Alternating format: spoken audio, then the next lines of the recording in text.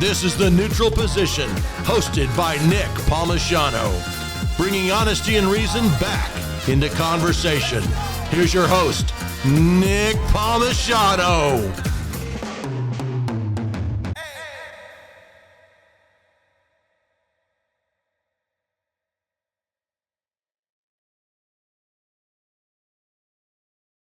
Unpleasant or repulsive, especially in appearance. Adjective. The word is ugly. No, we're not trying to describe your mom or that terrible spring break decision you made back in the day.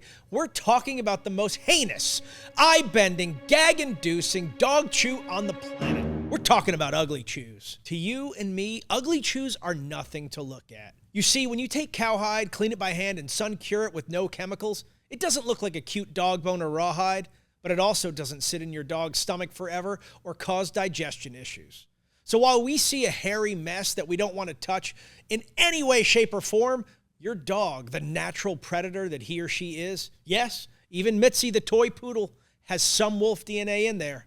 That dog just sees gorgeous, delicious, healthy nature. So when you're at the pet store scanning the aisle or you're online ordering the next tasty morsel for your canine companion to gnaw on, are you buying that cute bone or that rubber toy for you or for your dog? Because in your dog's world, that pretty, chemical-filled, tied in an adorable bow treat is a 6 out of 10. Tops. It's fine, it'll do, but it doesn't inspire. Why? Because to your dog, it's not natural at all. It's foreign. It's manufactured. It's a frozen dinner when you really want a perfectly cooked steak. In short, it's just not ugly enough. So if you want to give your dog the experience of a lifetime while Dreamweaver plays and the world moves in glorious slow motion, then get your dog an Ugly Chew at uglychews.com. That's uglychews.com.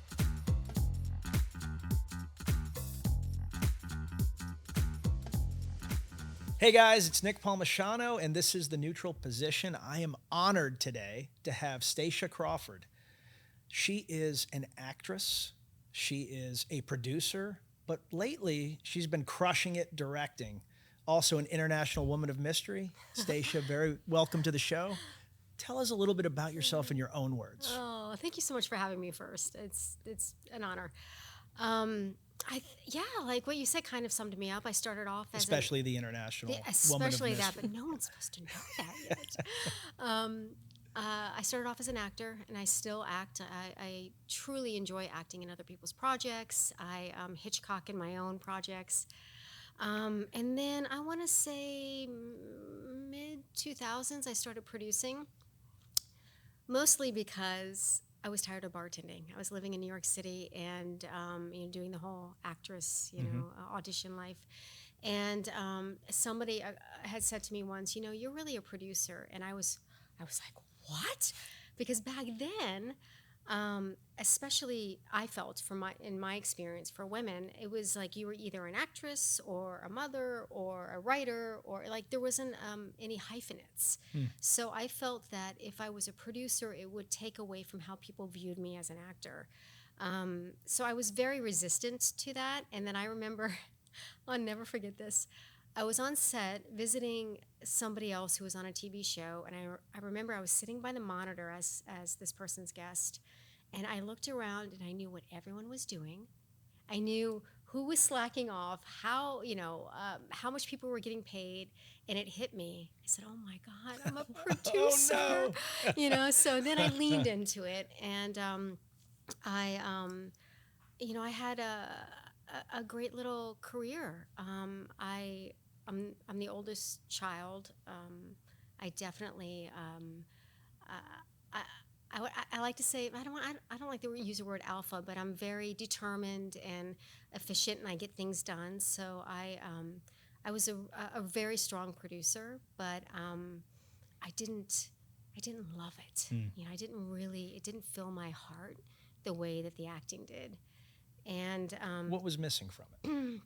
I felt like it was very clinical, like keeping Gotcha. projects on time and on Gotcha. budget. And I also felt like I don't have children, but I felt like when I was on set, I had 50-year-old children. And it was amazing to me how people can revert back to like the ages where their trauma hit or something. It was wild to me. I don't have anywhere near the experience you have on set, but when we did our film together, Hollywood off camera, and adults literally having hissy fits, or they were upset about something, so they refused to do their job. I don't like the way things are going, so I'm locking the prop truck. Stuff that, at the time, as a recent military veteran at the time, like it was like, can't we just kind of like shake these people? Like, what is going on? Like, why they're not? And it's 3 weeks, guys. Yeah, you're like, being paid a good amount of money. Like, it was wild, but so much of it is. I watched, producers having to kind of like massage people's egos, and it's a lot of work. That's exactly it. And I think that some people love that and they're so good at it. And I was able to maintain, because my personality is very, calm, and I'm very balanced. But do you get mad though? Or do you just hold it inside? Or are you like... No, I kind of like, I just want to get things done. I get disappointed, so I don't. That's worse. And so I was going to say sometimes that's worse, right? And I would tell people that producing is like running around. I'd have a magic wand in one hand and a fire extinguisher in another. And if you didn't, if you weren't on fire, and I didn't need to change you into, something, you're doing great. Just let me just get on with my path. But I agree with you. I felt like in the beginning of a film, people would say, "Hey, Stacia, I need this," and I'd be like, "Okay, no problem." And then by the end of the 3 weeks, I was like, if one more person says my name, asks me for anything. But literally having meetings where I would say, "Okay, you're 40 and you're 50, and you can't talk to him, and he can't talk to you, and you come to me. Let's figure this out." But that was the wildest thing for me. Yeah. And so, how did you go then from producing and, your own words, you were very good at it. How do you end up as a director? Great question. So I was working for a company. I was independently producing for a company that does a lot of movies. And I was super close with my boss. And he knew I wasn't really, I had done like 5 films in 2.5 years or something really, like the train had left, right? And being a struggling artist, when we're not offered, we're out of work a lot. So when we're offered a consistent amount of, you take it. Because you just don't know when the next offer is coming in. You don't want somebody else taking it, Right. So he had said to me, I talk about this story a lot. He had said to me, "What do you want to do? Do you want to go back to LA and be part of like the studio? Do you want to be an executive producer?" And at the time I was still heavily acting, and I thought, I don't want to do that. I don't want to sit behind a desk. I want to still, create.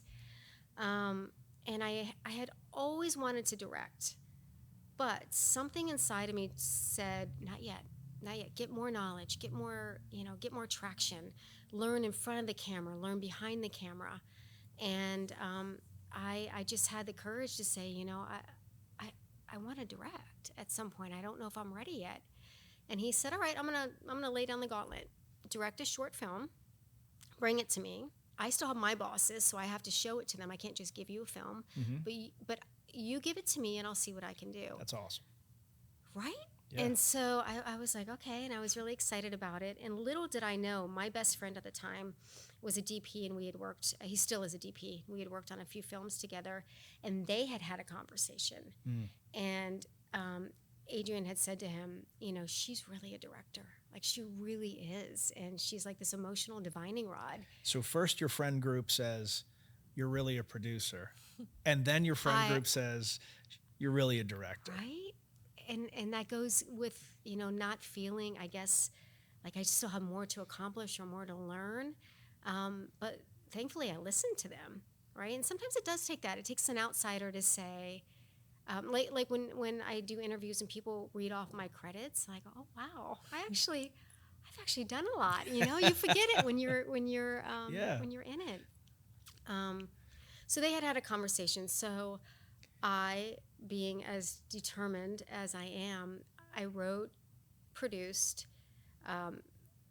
directed, ended up starring in, which wasn't the plan, a short film within 2 months. Wow. And I didn't even finish editing it. I just put together select scenes and the music, and I colored it and gave them a sense of what it was going to look like.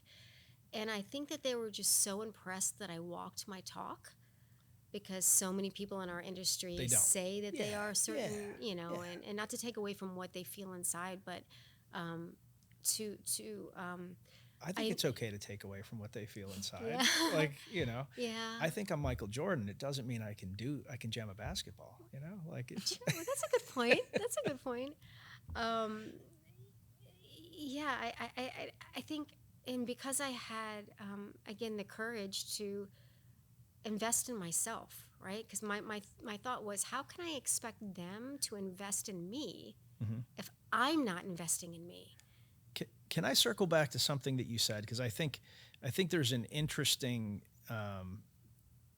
thought that you brought out where you said, at this point you had worked in film for how long? By the time you're taking this direction role, but a while, you were experienced. Yeah, so when I started directing was 2018. So I think 2002 is when I stopped bartending. 2002, so 15, 16 years. Yeah. So insane experience. And I don't mean that in I mean, you've done a lot, right? Thank you. Yeah. And you're sitting there going, I don't know if I have enough experience. Yeah. Whereas, most people would just be like, yeah, I'm a director. Right.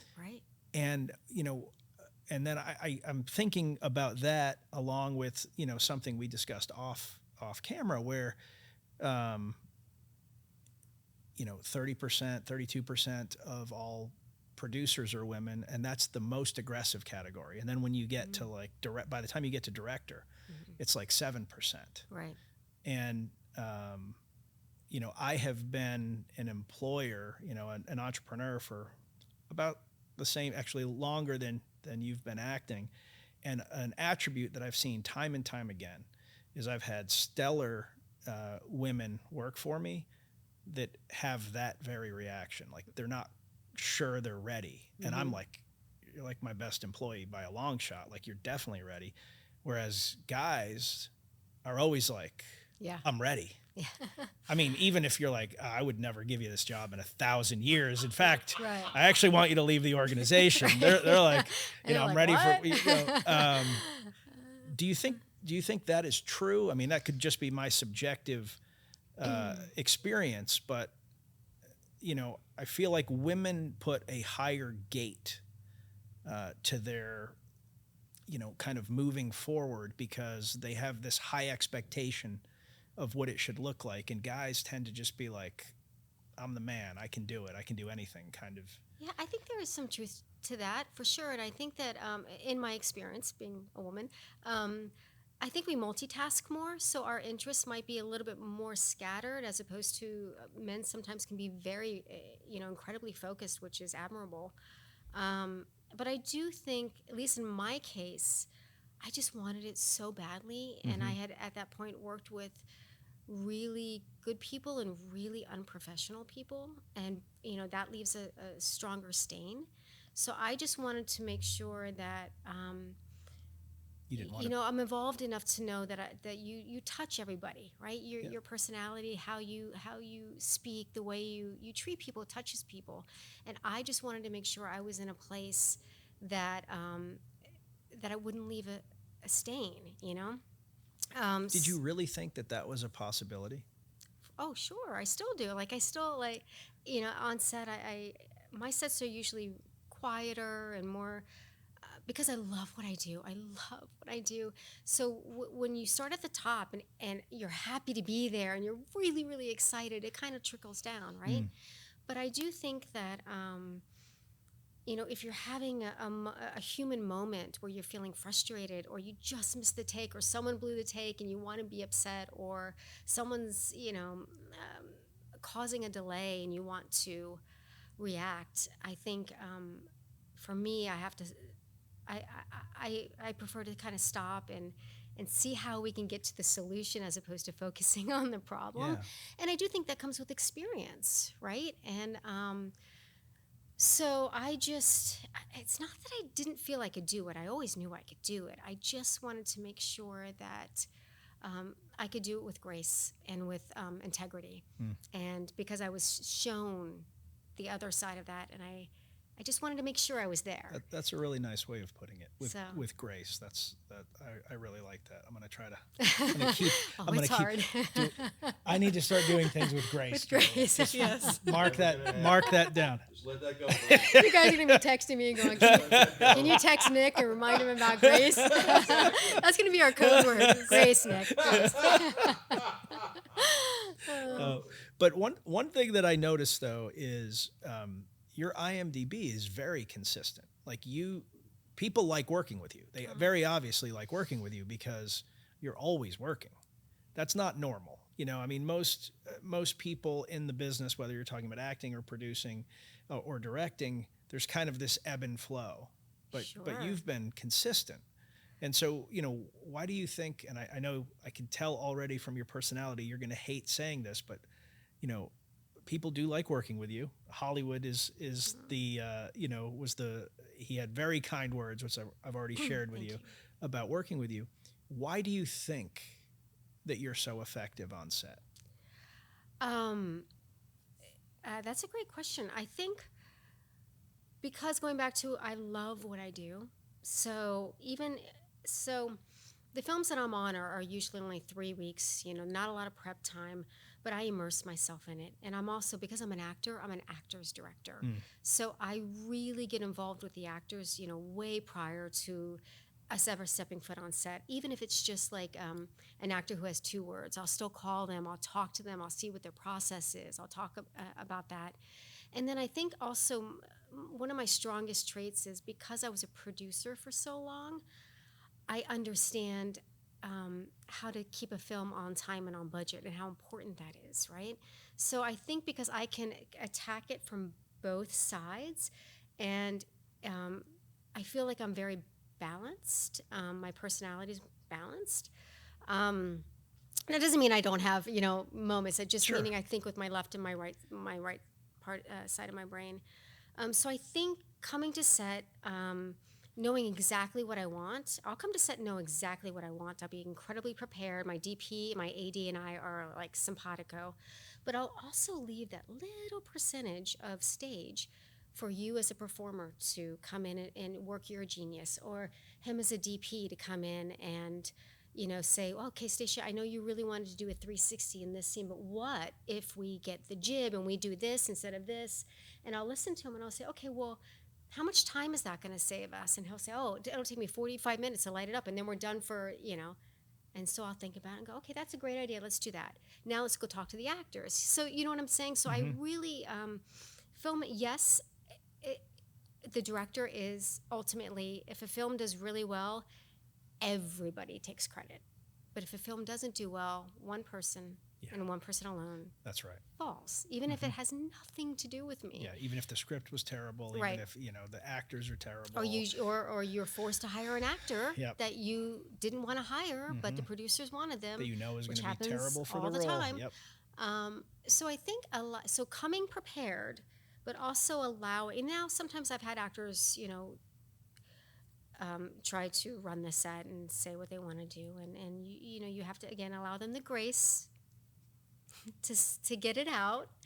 And then sometimes I'll say, okay, most of the time I'll say, let's do it mine and Hollywood's way, and then let's do it take your way. And so that way, I've already failed in my head at the grace portion. Oh, believe me, I do too. And then what will happen though? Sometimes, every once in a while, an actor will do it, and I'll be like, oh, that was good. Did you see that? Yeah. And sometimes I'll be like, oh, this will never make the movie, but just let them. Yeah. And then we'll end up, not only will it make the movie, we'll end the movie on that scene or something. Yeah. So again, allowing.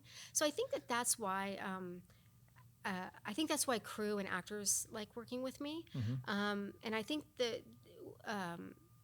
I think producers love working with me in the sense that, because again, I can walk into a room and go, okay, so I know how much this is going to cost. You know what we do? What if we get some fly walls here? What if we actually build 2 different sets? We can save the $20,000 there. We can bring in a jib, because that's the way my producer brain goes.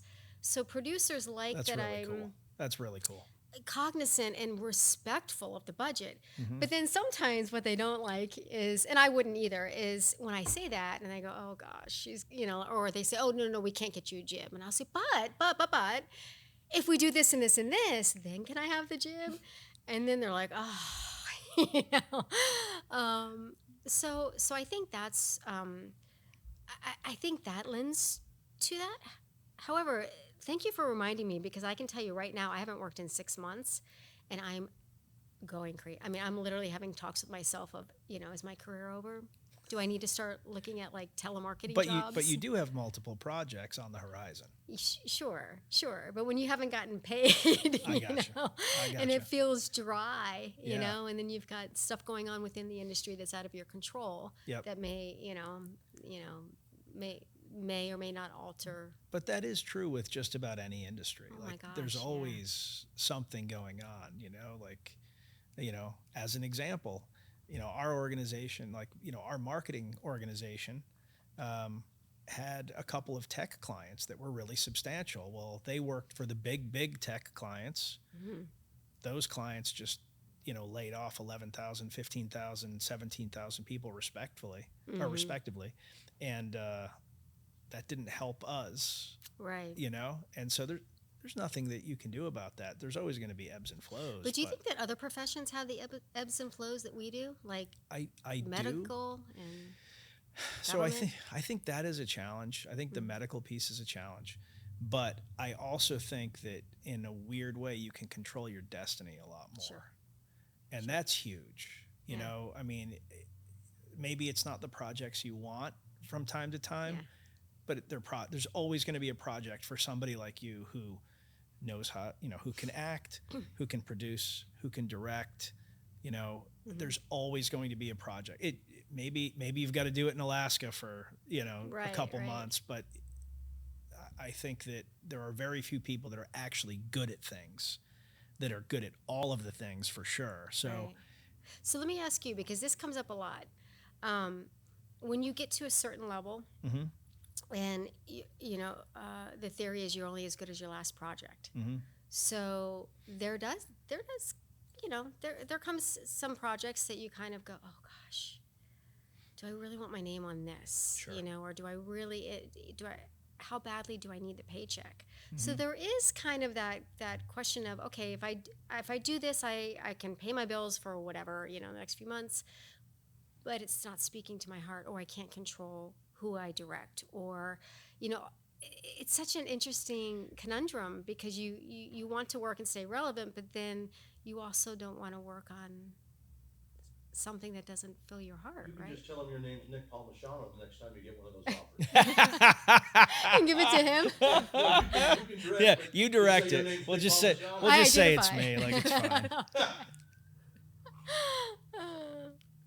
Imagine a media agency that can make a documentary that qualifies for Academy Award voting. Imagine another that created a Billboard charting music video for Five for Fighting. Imagine another that has raised so much money for nonprofits in its first year working on the Classy.org platform that at the end of the year, it was named as only the second marketing partner in Classy's history. Imagine another firm that can cover your events anywhere on planet Earth and provide a compelling series of videos about those events immediately and to your needs. And imagine another still that can help your e-commerce business take it to the next level. Now imagine that they're all the same business, Dieseljack Media. Some of you might be saying, hey, Nick, isn't that your company? And to that I answer, can a company like Dieseljack Media really be owned? Or can it merely be coaxed out like a beautiful butterfly on a spring day? As you listen to this podcast that, by the way, Dieseljack Media created, you may be asking yourself, what's our secret? It's simple. We try not to suck. Sounds easy, right? It should be, but somehow marketing companies and media agencies always seem to get it wrong. You see, we don't make PowerPoints about doing work. We do the work because we like the work. And if one of our ideas doesn't work, you know what we do? We try another one again and again and again until our ideas start to work. Because not quitting until it's right is at the heart of not sucking. And as previously mentioned, that's what we try not to do here. Diesel Jack Media. We try not to suck. Visit us at dieseljackmedia.com. That is dieseljackmedia.com. That is a good question, and I think about that in business a lot. Yeah. We have said no to. We have been offered a lot of money for a few things that I've said no to. Right. So, for example, like I really don't want to get into politics. Like I can make a great political video. I really don't want to. Yeah. Because I don't care who you're talking about. None of them are telling the full truth. So then it impugns me morally, literally regardless of which person, like, cause I don't believe there's a handful of people I would consider doing for it. None of them have asked me. So it's like, right. So the key word is yet.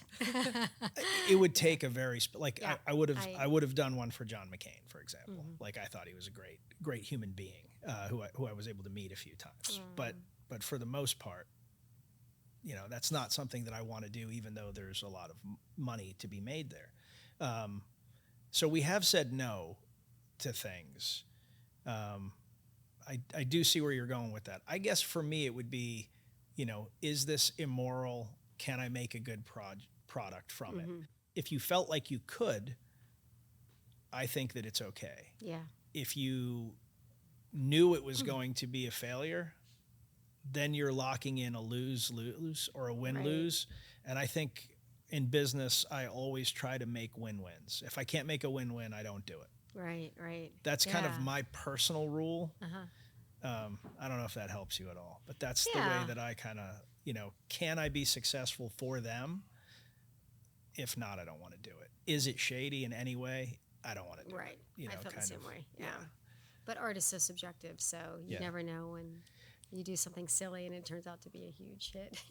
So, your films have generally done very well. Just throwing it out there. Is there a place where you see maybe, raising your own fund to film, to produce your films? Oh, sure. So when I started directing, like I said, I was producing, and I had a company that was kind of like a matchmaker, trying to match up funders with productions, and didn't really love that part. But I was posed the question: what type of director do you want to be? Like you're starting out. This is you're setting your brand. Do you want to be the director that only directs your own stuff, that goes to festivals and could potentially win and get theatrical, or do you want to be the director that is known for directing other people's projects? And of course I want to be both, right? Who doesn't want to be both? Yeah, of course. But I had to choose, and in the moment I chose to be the director that directs other people's projects, because I felt like, right or wrong, I felt like the lens was more well, okay, so she's a good director. She can direct her own stuff, but can she direct someone else's? I felt like I'd have to take the test twice. Yeah. But that said, I've written 2 books. I have 4 or 5 TV series I've written. I'm countless, films. So I'm constantly writing. That's awesome. It's inside of me, right? And sometimes I'll read it and go, who wrote this? I don't have any memory of it. It's really interesting. So I always have these projects, and I do have a project that I'm super excited about. I think I can say it. Why not? I'm doing you might like this. I'm doing a Christmas movie with Debbie Gibson as the lead. Way. Yeah. So I'm super excited about that. But we don't, we're 12-year-old me is super fun. I know. She's so wonderful. Electric youth just everywhere. Right? She's just as wonderful in person too. Truly, I'm so happy to work with her. But it's, we're doing all that funding process, right? So, and then I've got another film in the UK that I'm hoping to do. I've got all these projects that are lined up that are more on the independent side, as opposed to the studio side, and that just takes longer. Yep. So. And are you seeking the funding for all? You're doing the whole process, or is it like a little of column A, a little of column B. You know, I say I'm a recovering producer. Like, I can't help it. This, Yeah. you know, when Yeah, you yeah. really, when you love a project, even though I'm not, I might not be technically producing, I'm not doing the day-to-day production. But if I meet investors or But if you're bringing the team together, Sure, and then yeah. someone else is actually handling the producing. Yeah, the Yeah. day-to-day stuff, because Yeah. it's too, I mean, I really, I respect tremendously directors who can do both of that. It's hard. It's so hard. I mean, Yeah. it's so hard. Unless you have a team, right, or a higher budget where you can hire multiple people to Sure. to truly help you. But you know, in the budgets that I've done, you know, so far, which is you know, on the lower range, it's too hard for me to, you know, try to figure out how to get the grip truck running, you know, at 6 a.m. when I got to be on camera at 7, you know. Or For people that maybe, you know, that are watching that don't understand what these jobs really do, can you kind of, in layman's terms, break down, you know, producer versus director? Because a lot of times people don't they know, blur it, or they think it's the same thing ish. Or Yeah, and it's kind of like saying, what does an engineer do, right? I mean, there's so many facets of engineering. So the same thing with producing. And my experience as a producer, I mostly either helped, I put it together by knowing the talent, knowing the money, and I did line produce. So I did do the day-to-day hiring and keeping the film on time, on budget. There are also associate producers or executive producers. There's no... And then film producers are different than TV producers. So it's really about, the general term is getting the film made. So how are you getting the film made? With financing, with people, with day-to-day. And a director's job, generally speaking, is taking the words off the page and visually putting it on the screen. So it's always a collaboration. There's always a lot of, okay, at my level, there's always a collaboration. I don't know what it is like for the big leagues, but for me, you know, there's a lot of talks with the producers as insofar as who are we hiring, but visually, you know, I usually choose the colors. Color is really important for me, and I assign different colors to different characters. What do you mean by that? I've never heard anyone say that before. So I think I told you my parents were cops, and I studied to be a CSI, and I wanted to be a profiler. Yeah, so which I'm is the very, normal progression Of course. to directing. Yeah. It's usually CSI, actor, Right. producer, director. I can play a cop on TV. So I have I'm very analytical, and I'm intrigued by psychology, and I just again, I feel like everything's connected, and so I feel like sometimes when you can assign like certain colors or certain I'll give you an example of this in a second. Certain colors to characters, the viewer might not know what they're looking at, and they might not know why they like it, but they like it, you know, because it's so subliminal. You know, I sometimes have clocks ticking down, like literal clocks ticking down to kind of let you, you know, if you're not watching, you don't know where it is, but it's like ticking down when the occurrence is going to happen. Or I do a lot of flashbacks, movies with flashbacks, and like I decided on one of my movies, it was on Netflix, that I wanted her colors in the past to be like the colors we're wearing, purples and blues and very deep and darker, you know, a darker palette, and then her colors in the present to be more ambers and oranges, and so I talked to the production designer, and she was on a date in the present, but she was thinking about the past. So I had, they were in a bowling alley, so I had all the bowling balls behind her, stacked behind her, all the deeper bluer colors. And then her date, who's very firmly in the present, I had like the greens and the yellows. And of course, nobody would know that other than, you know, whoever's on set that I'm talking to. But it helps your audience. I think so. Subconsciously, your audience, when you do things like that, your audience doesn't have to think, where are we? Right. They subconsciously know, because of the color palette you've chosen, what's going on. Right. So you've made me feel very bad about myself already. No, what? No. These are just, this is like another level of thinking that I don't currently possess. Probably never will. I know it. But At what point did you start thinking about things like that? Or was that always? Or, like most people look at a script and they're like, I need to shoot these things. They're not thinking, what if I made this color different? Or what if I, like that's not normal. I think I do it for me. It's kind of just, yes, of course, for the audience, but and a lot of times, not a lot of times, sometimes, some producers will say, oh, your style is very artsy. It's very cinematic is what I get a lot. And sometimes they just want, master medium close-up pretty people. But I think because I was an actor, so I'm trained to dissect the environment, the person, come up with these backstories, come up with these colors. So I think that that's part of my training as an actor. And then I'm also just really highly inquisitive, and I find everything interesting, and people's stories are so interesting, and I watch a lot of TV, and I'm very inspired by other people's work, and I do the same thing. Sometimes I'll be like, oh my gosh, that scene. And I'll rewind it. I mean, it's hard to watch a movie with me. I must tell you. Like, my family won't watch a movie with me because I'll start to, first of all, I'll be like, oh, that's my friend, or I know that person. But then I'll say, oh, I wonder, that was a really interesting camera move. I guess they did a roll. Hold on, I remove myself from the story because I'm so interested in, or sometimes I watch like the making of before I even watch. Really? That doesn't ruin it for you? No. Do you have a hard time watching movies now? Can you get lost in them? Yes. Mm-hmm. Because one of the things, and again, like I'm super junior varsity compared to you, but one of the things that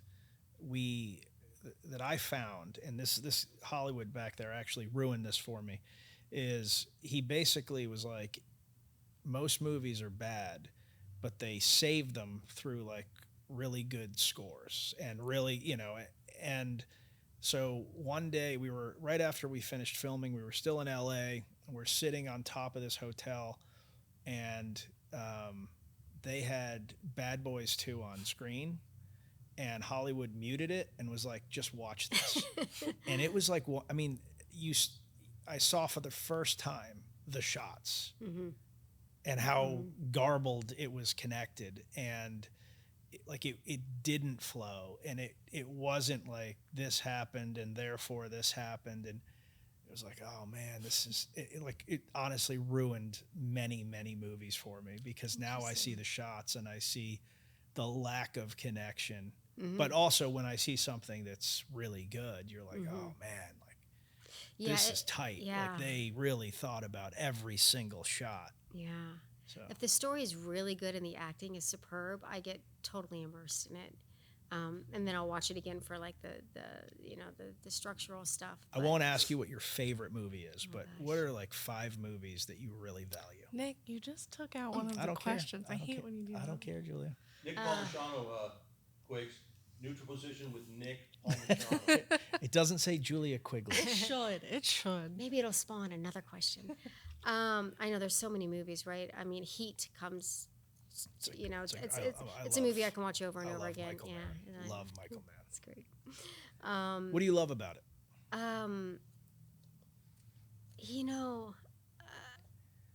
It's just, I watch so many movies, and I tend to, there's only so much shelf space up there, so I tend to absorb what's important and then not. So I can watch the same movie many times and not remember things, right? But something about Heat, I think because my parents were cops, and I just, just the actors, the caliber of actors, and seeing them all together, and the humanity, right? These people were so deeply flawed, but we rooted for them. Yep.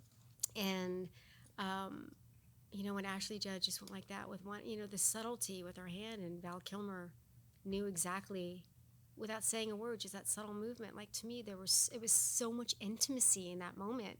I don't know. I just was. I have a funny story. I was in LA. I have to tell stories every once in a while.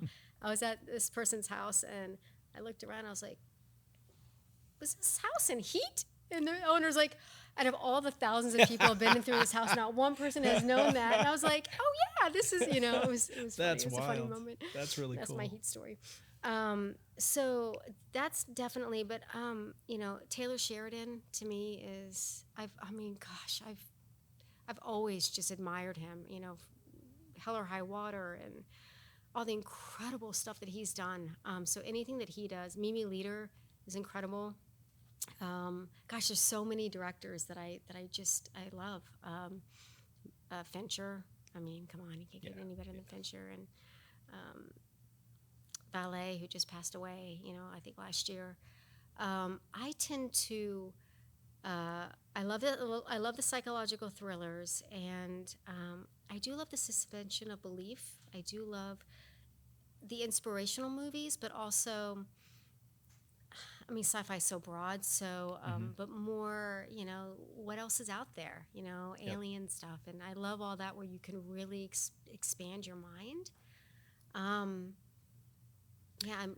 If you were to think about like the calling card of your films, what is it? How do I know it is a Stacia film? Right. Like in your mind, when someone watches it, they have nothing in front of them. What would they identify to make them think it's yours? Oh God, that's a great question. Well, I use a lot of the same actors. And I use a lot of the same. I feel like everybody DPs. does that. Like the same thing with everybody, right? Like in any profession, once somebody's good and you can rely on them, that's exactly it. It's like they're not going to screw it up. They're not going to give me a hard time. There's no attitude. They're grateful. They're not going to tell me I only need brown M&Ms. Yes. Which like me. Stacia's rider to be on this show was extensive. It was extensive.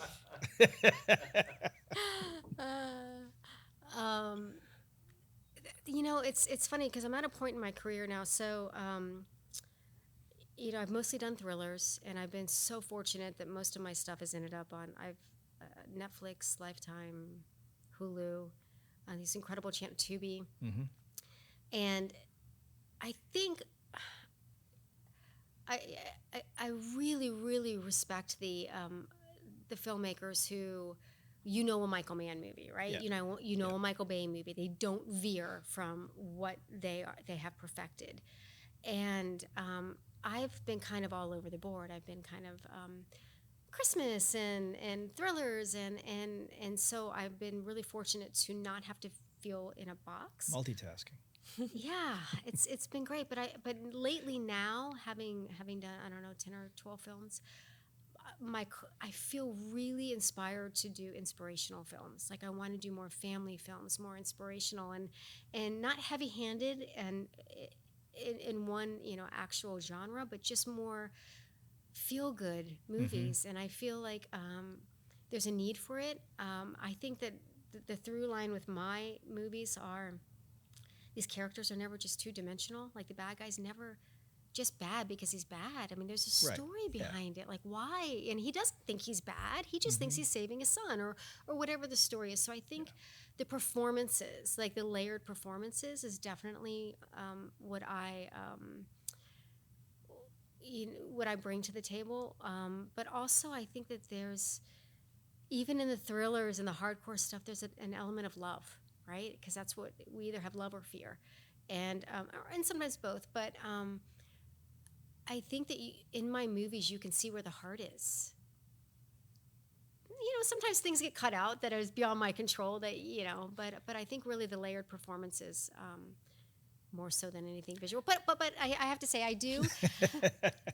I do. There are certain camera moves that you'll always see a 360 in my movies. I always mess with time.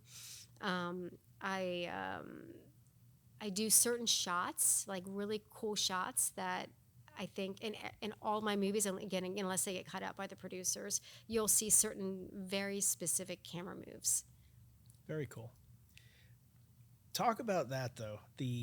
What you just said. It's hard to be the artist. So you've meticulously planned this film.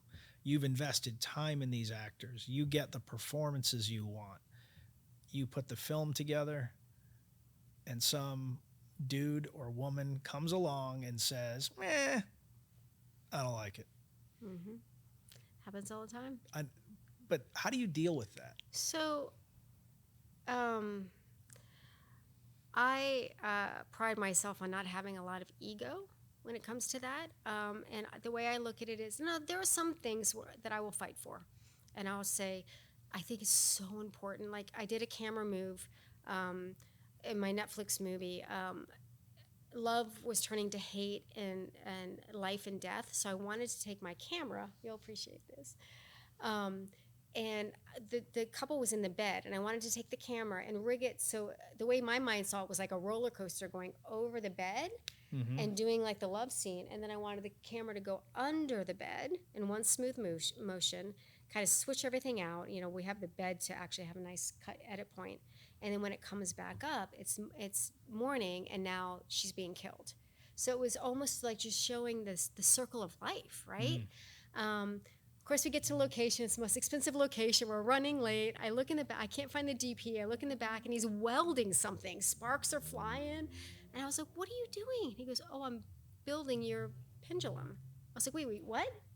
He built this like 8 foot by 8 foot by 8 foot pendulum that wouldn't fit in the grip truck because it was so big to put the camera on.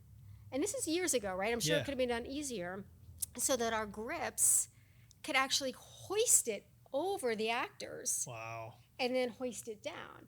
Well, the bed wasn't high enough, so we couldn't get it under the bed. So, and I said, but what? I mean, you should have told me. I would have changed it. Like, I would have changed. And he goes, and that's exactly why I didn't tell you. Because I thought it was a great idea and I want to do it. So you know, stuff like that. What was your question? What do you do when producers tear your movie up? So the producers that are sitting in Hollywood are like, I don't really get it. Where's the camera's facing? What's she trying to do here? Yeah, why is the camera facing? And so that was something I really fought for. And I said, you know, so I had to explain why, and I had to explain basically what I did to you, and then they go, oh, okay, well, that makes sense. Now, sometimes I don't have that luxury, right? Sometimes they're all just sitting there, cut, you know, and there have been some times where I've just been kind of brokenhearted, like, But isn't it weird? I mean, listen, I totally understand the money gets to make the decision. Like, I get that. But one of the things that I've realized is that, you know, you think producers are also creative types, but that's not usually the case. You're the exception, not the rule. So these are people that actually don't have any appreciation for art. Some are creative producers, but some, absolutely, absolutely. Yeah. But there are a lot that are not. Let's even call it 50-50. Yeah. Somebody that has no appreciation for art whatsoever is just arbitrarily cutting something from your film. That's got to be hard. It is, and I think that you know, sometimes I'll call my DPs and say, oh, well, you know, like I've worked with producers who I love master shots. I love big white. I think body language, seeing the environment, and then cutting into close-ups, and then I like going back to a wide shot because I like to remind the audience where we are. Mm-hmm.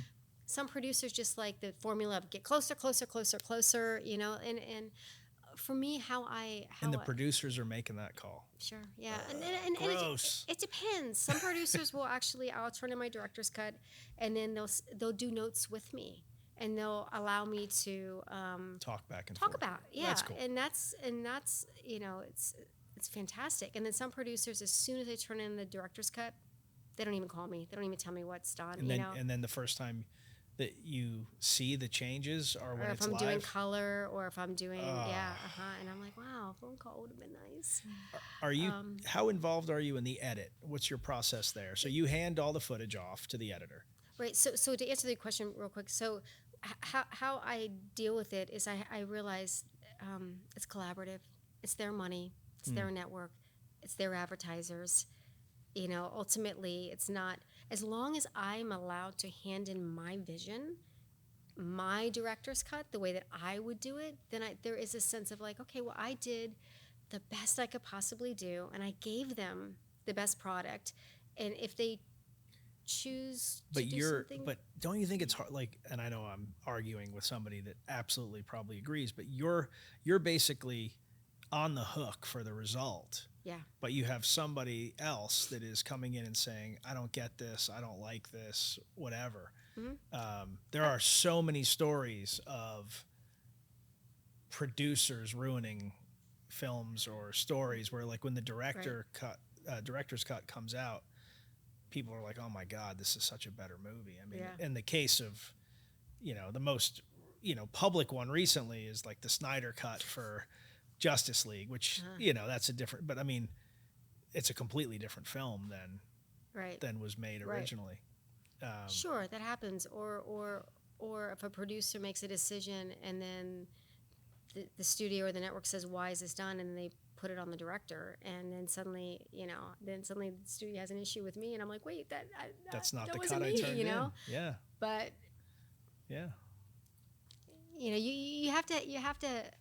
It's hard, but you have to have faith that the people who know you and have worked with you and can vouch for you are going to lift you up, and What's the most fun experience that you've had making a movie? Oh wow! I think I did a film that was on Hulu called A Unicorn for Christmas. I watched the preview of that Isn't film, it and cute? Julie and I have decided we're adding that to our So Christmas cute. Christmas watch list. Yeah. So. And that to me was just incredible. It was with Abby James Witherspoon, and I was filming in Atlanta on a rescue farm with rescue animals and kids, and talking about Christmas. And I mean, Well, Hollywood says that kids and animals are the two hardest things to film. Traditionally, yes, but I love it.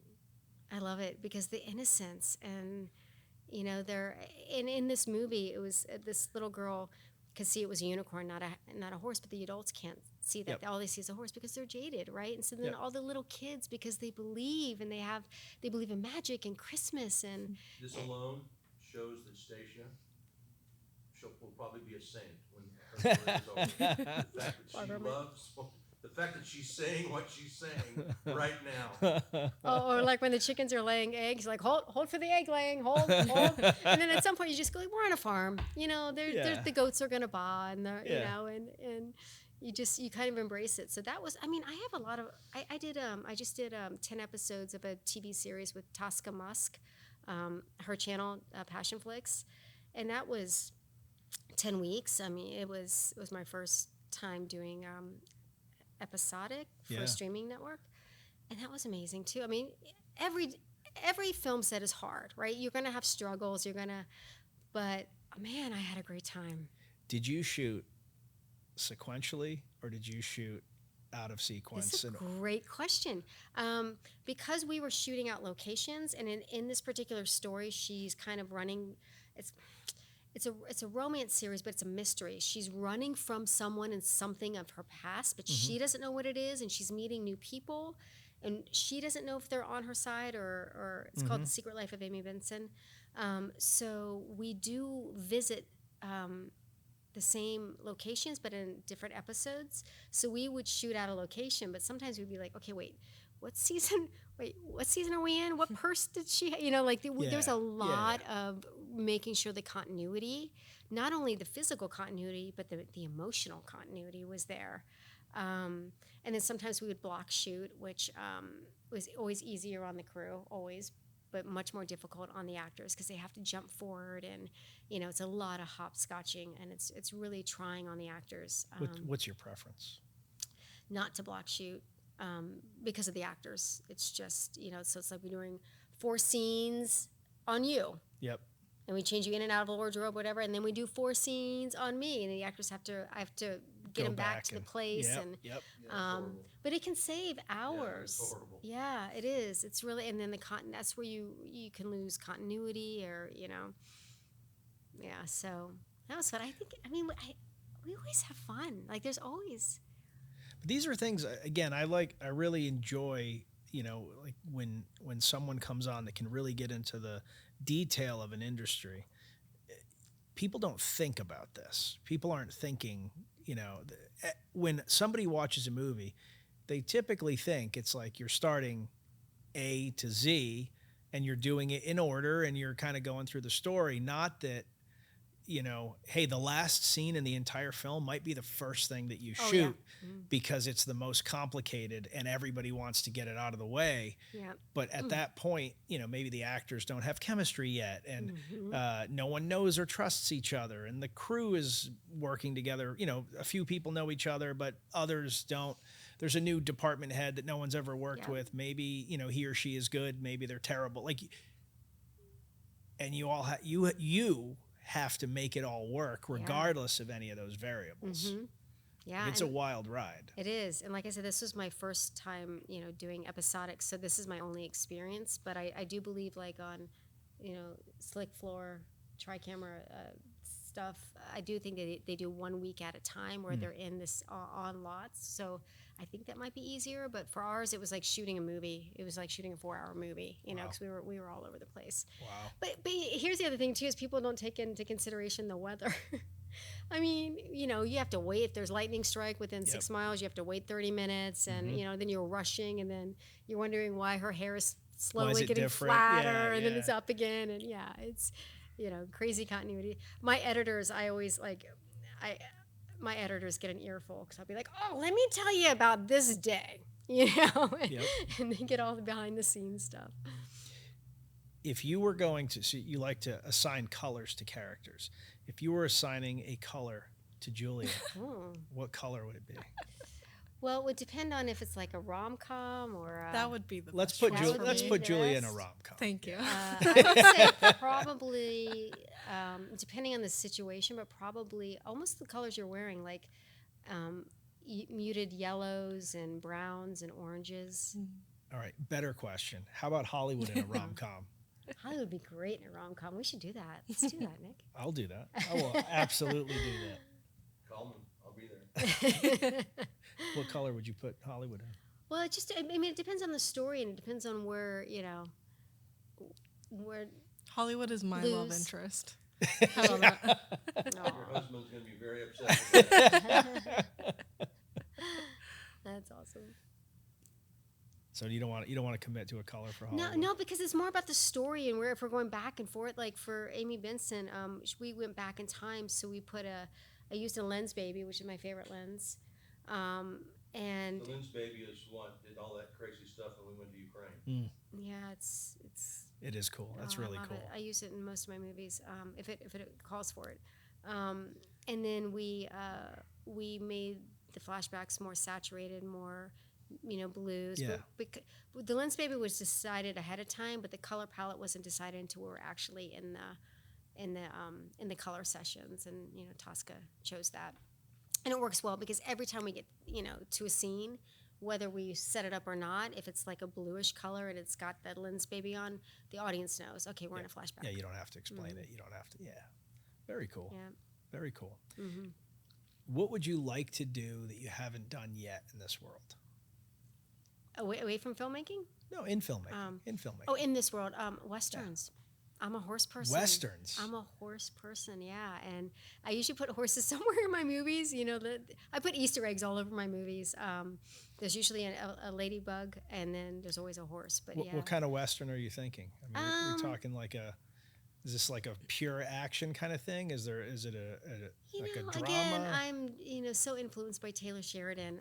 I just think, you know, relationships and growth and adventure. I don't know. Has there been a Christmas Western yet? I don't think so. Yeah, I can't think of one. I don't know. What's your current favorite Western? I mean, I just watched, you know, 1883 and 1923, and it's just superb. They are really good. 1883, I thought was stellar. I thought that was stellar. I don't like a lot of violence. I'm squeamish, so I really thought I was going to be like this the whole time, and I was glued. Yeah. It was incredible. Yeah, he's not appreciated enough as an actor. I mean, like, you know, he really has gravitas. Like Tim McGraw? No. Taylor? No, I'm sorry. I'm totally blanking on his name right now. Phenomenal mustache. Sam. Elliott. Yeah. Sam Elliott. I just feel like he has like serious gravitas. He always gets, you know, kind of shoehorned into that role, which he crushes, obviously. Yeah. But I mean, you know, I felt like, especially like the flashbacks about his wife. Mm-hmm. And then when he was on the beach, like he just I thought he took his acting to another level. Yeah, all of them. Tim You McGraw know. and Faith Hill. I mean, come on. Yep. It was, yeah. Yeah. Have you seen Open Range? Uh, Oh my God. wait, no, is this with Brolin? No, No. Kevin Costner and Robert Duvall. I don't know. I don't know if I have. Well, it's the greatest Western romance ever. All right, I'm watching it. You, Hollywood does this all the time. He makes us feel bad about Well, my not problem seeing is I something. watch so many movies, I can't remember unless I'm watching it again. Like, oh, yes, I've seen this. Or Annette Bening's in it. I don't think I've seen it. Oh, Open you're gonna- Range. The greatest Western romance ever. All right. It is gonna. When You it's heard over, it you're here, gonna call folks. me up and you're gonna say, You're right. "Oh my gosh." You heard it here, folks. Angry Hollywood is off camera right now telling us about the greatest Western of all time, Open Range, It's very different. Okay. I'm going to watch it. until I'll watch it this Stacia weekend. makes her Until Christmas I- Western. Yeah, it's correct. Christmas- Wait till Christmas As a Western director, comes though, out. You're gonna love this film, All right. and as an actor, you're gonna love it too. I mean, Kevin. I'm very excited Kevin right now Costner. because it's like one of my favorite films of all time. Alright. It's just a blase Western. So what is in Christmas Western? If I don't you know. envision- I mean, I that, feel you when you like- say that, it sounds ridiculous. I kind of so- want to like. I I feel like we Cowboy should. Santa. I feel like we should write it right now, Yeah. like as a collective. Like let's write Christmas know. Western, and I think we just call it Christmas the, Western. the Christmas Western. It's just like right on the nose. Yeah. Like, What's this movie about? you know, Yeah. like there's the quiet scene. The two gunfighters are there, and then it's What a like. Christmas tree. Then a sleigh comes in and lands like like Santa gets shot. Now one of the cowboys has to like finish Christmas. Just throwing out ideas here. That's not bad. You're like I damn it, I want want to watch this movie. Yeah, I got the wheels turning now. Yeah.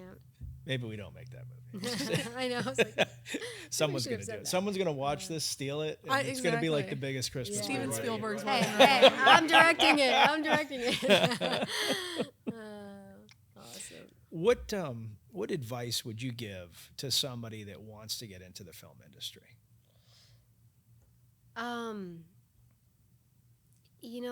I tend to not give advice. I just talk about what worked for me and what didn't work for me because I find that when I do give advice, they're like, blah, blah, blah, I don't want to hear it. I don't want to hear it. Because people have to experience their own experiences. I think whether it's the film industry or anything, you have to follow your heart. You have to listen to that God voice inside of you. But for me, it was really tough. I mean, it's not an overnight. It took me 20 years to get to the point where I've started to see a little bit of the fruits of my labor. And of course, I've got huge goals, right? Like I'm nowhere near where I want to be. So I think that the biggest misconception, at least for me, I don't know. I think when you go to New York or LA, like you have to be filled with this this grit, I can do it, and my name in lights and all of that, because else you wouldn't go if you didn't have that, right?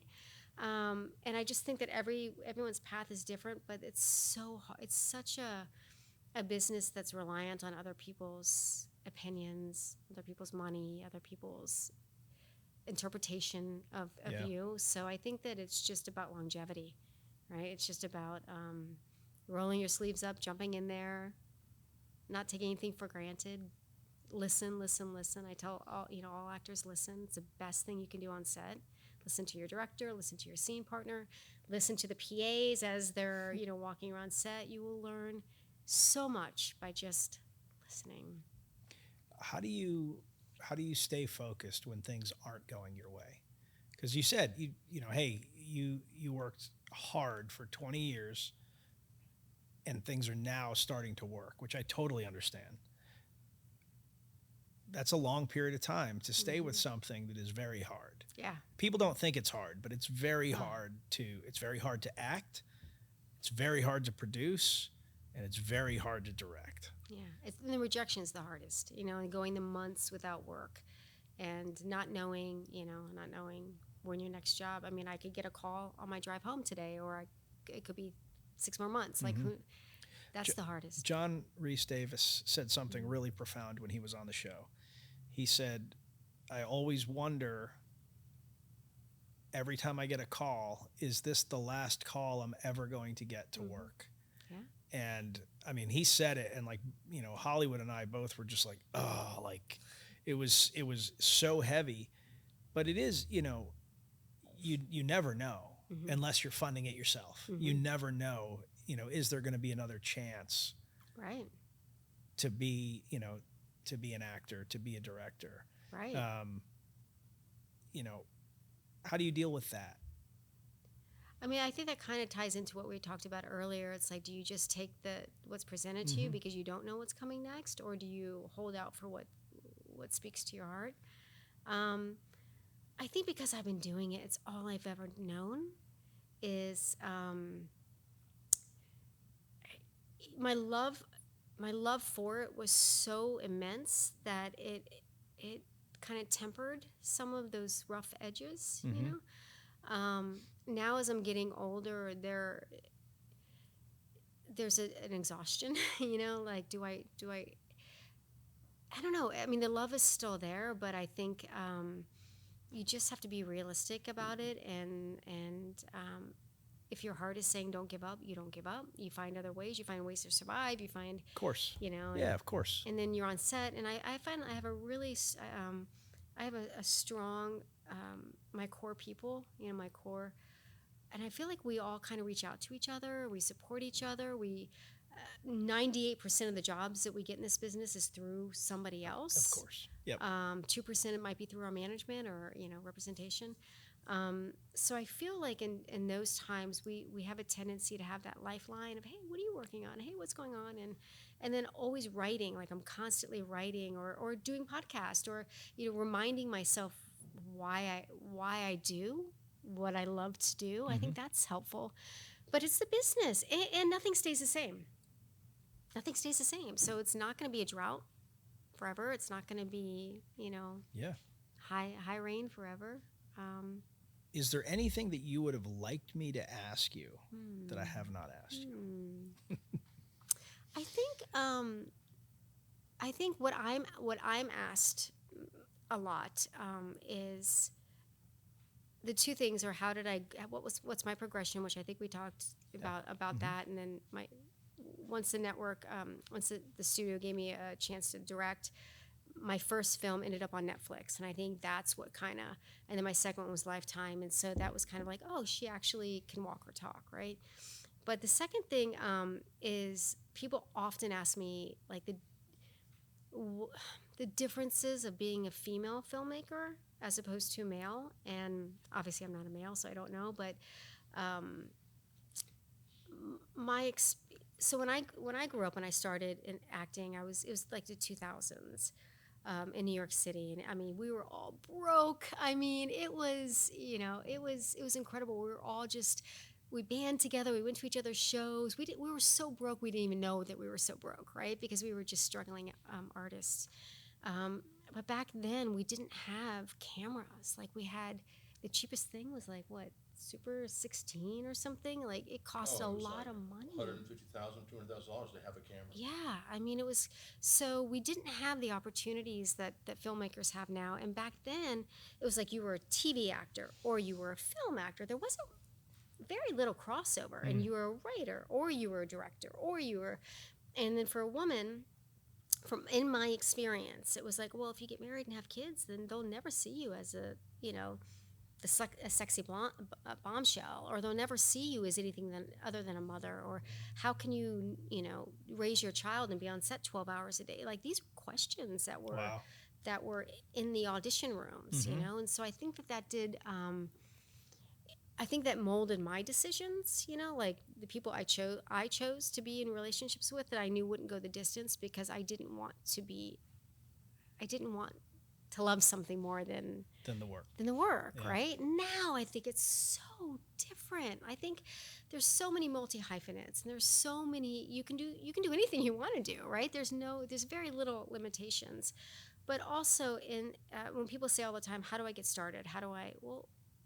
You've got a phone. Yeah.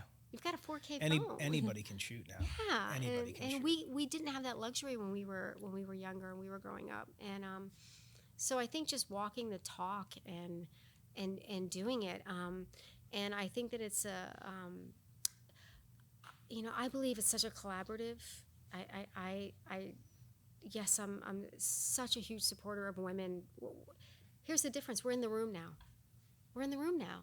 So whether I want to be chosen because I'm the best possible person for this job, not because I'm a female, but at least now we're being considered. Whereas when I first started, I don't think it was. I know it wasn't as much. It was. It's just different. Do you think there is still, a wall, so to speak, to women getting these jobs, or do you think it's just a matter of time? Like, where do you see the industry? I don't think so. I think that the pendulum is kind of swinging back in the middle now. So and I hope it's more about the best person for the project. Getting the job. I mean, I've certainly turned down films that I knew I wasn't the best person for. It wasn't my genre. It wasn't my strength, and I didn't want to put my name on something that wasn't the best, and also for them. But I'm very collaborative. Like I love the way that men and women work together, and we hold the camera differently. We tell a story differently. We have different definitions of intimacy, and so I love working with a male DP or a male editor because we're telling the same story. We're just telling it differently, but collectively, if that makes sense. So. I'm so happy to be at the table and in the rooms and making movies with people. That's Do awesome. you think that, knowing that you were probably only going to get one chance, made you wait to direct? Yes. So talk about that a little bit. Why would you only get one chance? Well, if so I started directing around 2018, which is right around the Me Too movement, I think. Where a spotlight was now being shown. Prior to that, even now, like I don't know if my gender would have played so much a part in that. It might have played more of a part in that decision prior to when I started directing, if it was like 15, 20 years ago. But I do feel like that was part of my hesitation. Like I had to prove myself a little bit more, being a woman. Maybe it still is true. I don't know. I don't feel like it is. I feel like I'm seen as a filmmaker, but maybe not. I can't control what other people think sure, of me. of course not.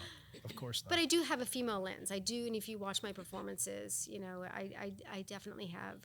I'm a female, so I tell a story. What do you think that means? A female lens? Like, Can I add to that too? Because I've just heard the phrase the female gaze versus the male gaze, and like romantic comedies or just romance. Do you feel that that's true for you? That when you're directing, you definitely lean towards that female gaze of how you direct like a male actor versus how like. Yeah, so I'll give you an example. So let's say the scene is, she sits down and has a cup of coffee and, she sits down with her date, right? So I would have her sit down, put the coffee, lean, and use the body language a little bit. Because I'm a woman, I know what it looks like, right? I know what it feels like. Oh, I'm interested in this guy. Whereas a male might not know that, might not know how to, you cross your legs towards the man. Or might be afraid to ask you to do that Sure. because you don't want the wrong impression to be given. Sure, right. Or I can go up to a female and say, okay, this man just told you, and know in certain terms, he doesn't love you anymore. How does that feel? How does it feel? I know how it feels because I'm a woman, you know what I mean? So I can say it to another woman, and I can bring out another emotion that's just under the layer that maybe or maybe not a man wouldn't even know to ask that question or know how to ask that question. So I think that's the difference. And I also think where we hold our camera is a little bit different, and like my camera's constantly moving, and I like different angles, and I like doing low angles on men to make them look bigger, and high angle, and I'm not saying that men don't do that. I'm just saying I think that we hold our cameras differently. We light differently. For me, it's just, that's the beauty, right? Do you think you can tell if a man or a woman directed something without any other knowledge? I don't watch the beginning credits of any TV series because I don't want to know, and I can tell within 2 scenes. And what are the absolute giveaways? For me, again, performance, but I'm critiquing that, and there's a feminine touch. Sometimes there's just, there's a softer lighting palette. Sometimes there's a softer a camera move. I don't know. It's just unspoken for me. Yeah. I'm rarely wrong on that. Okay. It's a fun game. I don't doubt it. I don't doubt it. I mean, like, I'm pretty simple at, like, But also ape strong together simple. But we like that. Women like that. But also when I write with, we do. When I write with a man, when I write dialogue for a man, I don't finalize it. I give it to a male writer and say, please put this in male words, because, and I also don't. I like to rewrite the female, because I've talked about it. The hardest thing for me to do as a writer is write female dialogue. Right. I try not to be egotistical about things. I'm a pretty good writer. I have not completely failed, but every single time that I write women's dialogue, there have been hey, this isn't, a woman wouldn't say this, right. Or a woman wouldn't, similarly, I can see 100%. And one of the things that bothers me is if I watch a movie and I see a woman, especially in action films, where I see a woman is basically written with male dialogue, it bothers me. I'm like, I know a woman had nothing to do with writing this. Or it was supposed to be a male part and they cast a woman. Or maybe, right. And they didn't alter the dialogue. But the dialogue is so, like, bro-centric, and somebody decided this is what, like, an action woman sounds like, whereas, like, I was in the military, I know women of action, they still sound like women. Right. Like, they don't sound like this. They're right. not, but it is hard. It's right. hard to kind of put yourself in that other role and try to imagine what it is, because you're never going to imagine it exactly right. Well, it's so hard for us to even when you think about, like, arguments with significant others, you're like, what is this person saying? Why are you mad right now? Yeah, exactly. I haven't done anything. And again, that's the beauty of life, right? So I think I just thought of something that people often ask me as well, and working with intimacy coordinators. And I did a series. It was a romance series, and we had an intimacy coordinator, and I loved it. I loved that it is now a crew position for most. It's becoming more commonplace. It makes sense. I love it. You read some of the horror stories of, like, the 70s and 80s, Right, or it's just, but not only that. Yes, not only that though. It's an added layer of protection for me as a director as well, because sometimes the actors, no matter how friendly I am, no matter how much they know that I'm an actor, they don't want to disappoint, right? They don't want to disappoint the directors, so they might be feeling a little like, oh, I just don't want to.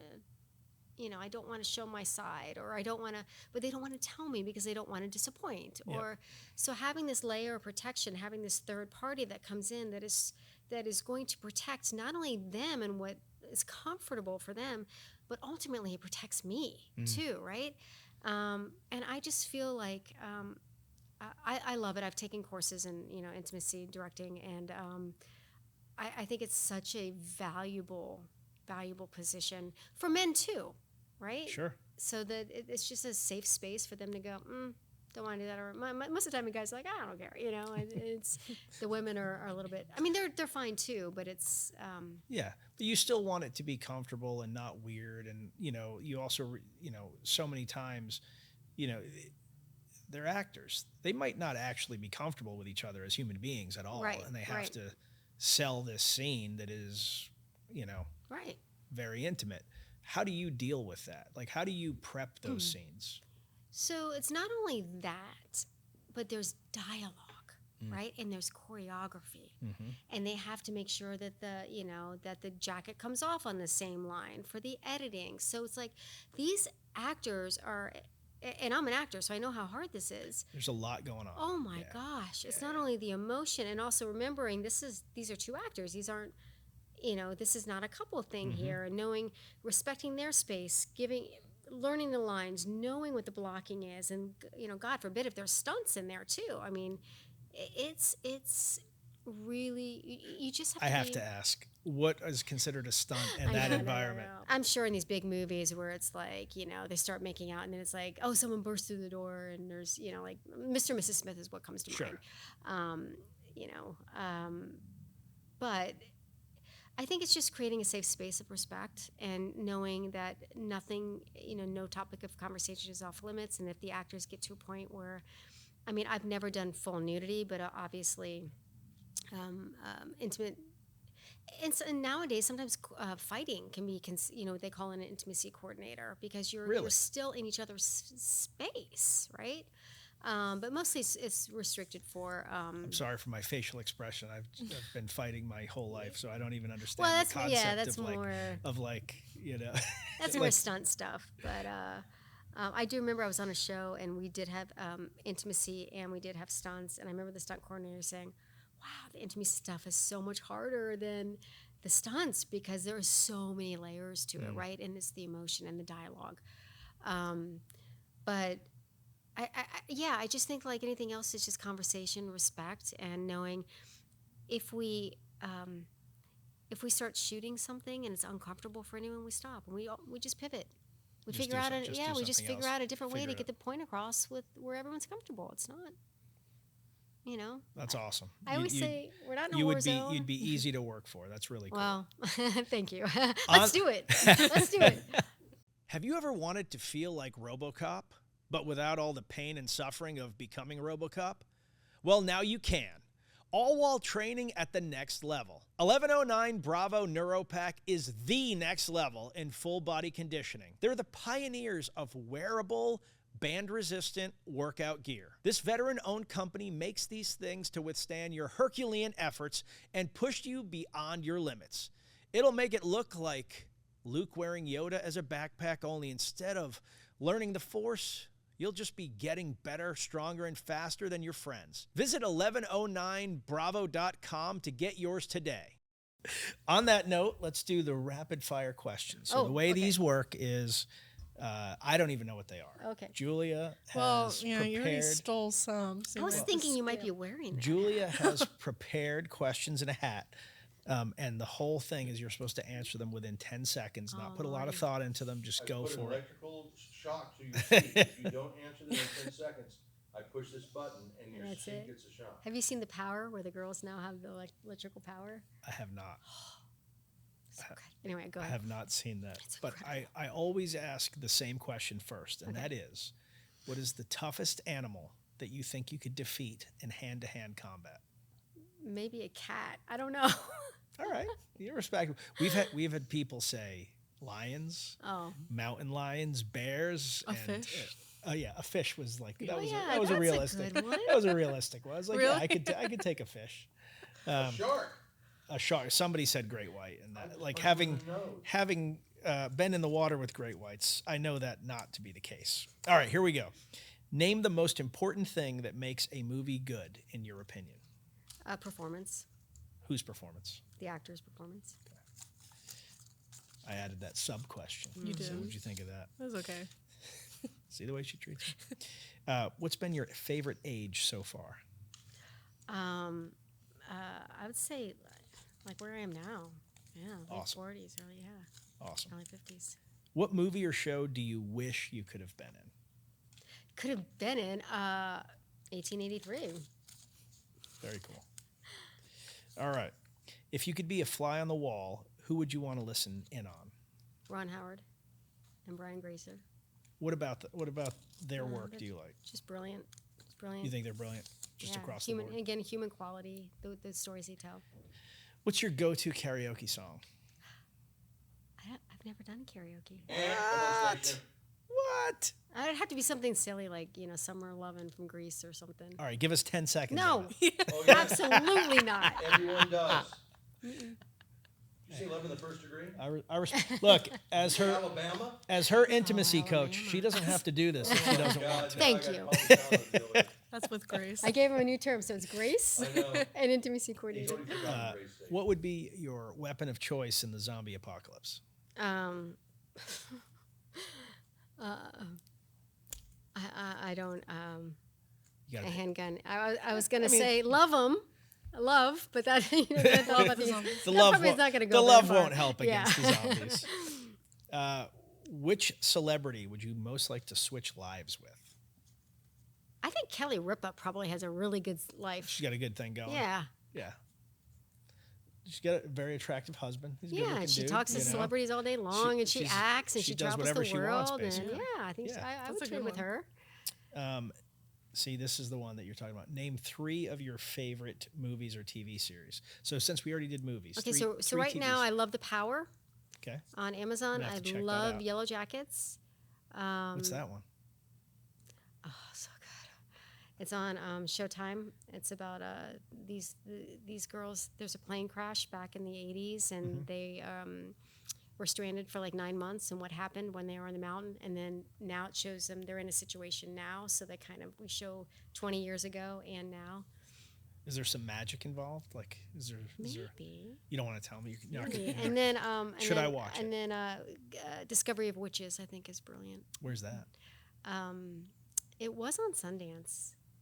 It's Okay. with Matthew Good Discovery of Witches and Teresa Yellow Palmer. Jackets. Yeah, Yellow Jackets All right. is Okay, you got that? You take those notes down? I've seen Discovery of Witches. Yes. so Was it good? amazing. Yeah, I did like it a I lot. love it. I'll probably hate it then. I don't know. You might like it. I'm just being mean to Quigley. Her name's not even Quigley anymore. That was her maiden name, but we knew her when she was Quigley, and it's such a good name that we've just is a continued to great call her name. Quigley. What fictional character do you most relate to from a TV series or movie? Fictional. I got a little bit of Monica in me from From Friends. What part? Like the fact just that liking you everything. fixate on Yeah, like I like getting everything normal. I mean, like, yeah, not clean. Would you have clean. gone for Chandler though? Probably. I don't know. Probably not. No. Yeah. If you have, I'm just adding this one. You have to pick one friend to have a relationship with. Relationship with. Yeah, yeah. Is it Ross? Probably Ross. Ross.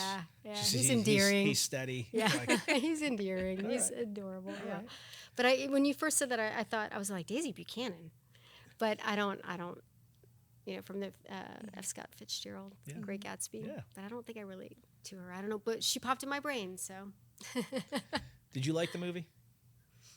The book is my favorite book. Great book. But did you like the movie? Which one, the Robert Redford or the Leo. Leo? The Leo. I love that director, and I love the actors. There were some great moments in it. Great moments, yeah. I almost like it, but I don't quite like it. I can't even say why. Yeah, but I it thought Carey doesn't- Mulligan did a great job. I agree. And she's spectacular, but I don't know, something about Redford, But I mean, he's an Yeah. all timer. Yeah. Well, thank you so much Thanks for for having being me. on the show. Yeah. I'd love to come back too if you guys. You're always welcome. Okay, You're good. always welcome. So when you have your next project that you want to talk about or anything you want to talk about, let us know. We'll have you back on. Folks, this was Stacia Crawford with The Neutral Position. We learned all kinds of stuff about how I'm actually terrible at film, and I have a lot to learn. I really appreciate it. Thank you. Yeah, thanks for having me.